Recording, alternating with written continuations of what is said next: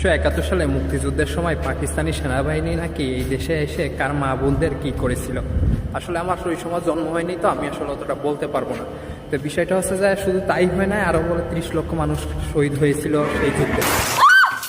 What did happen there will never be forgotten by the people of Bangladesh, especially the women. Saira.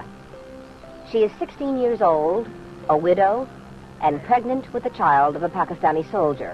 And this army people were looking for him, and they had broken into her house to take him away, actually. When they were dragging him out of the house, she started screaming. One of them turned back and raped her in front of her husband. Most all of the women here are pregnant. They are very young, some only 13 years old.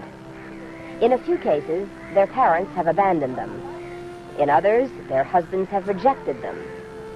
About 70 have had abortions, and those who have had their babies plan to give them away.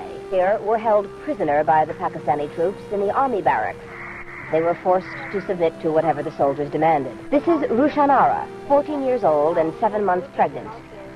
She was abducted from her home in Dhaka and taken to the army barracks, where she remained for 3 months.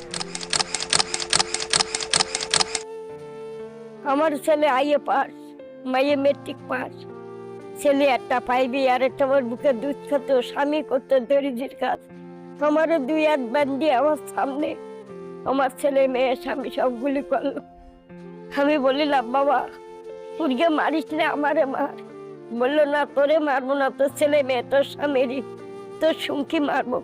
ছোট্ট মেয়েটা আমার আউল গোড়া দিতে পারতো না, বুকে দুধ খাতল। সেই মেয়েকারই নেশমা কাদার তলায় পুঁতে গুলি করে বুকি করে গাগে দেয়।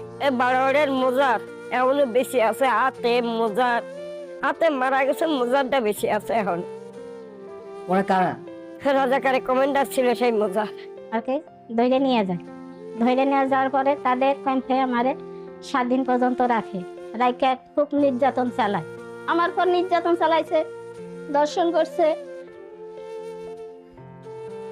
অনেক কিছু করছে। খেতে দেয় নাই, যদি পানি চাইছি তাহলে ডাবে কলাই করে পড়ছে।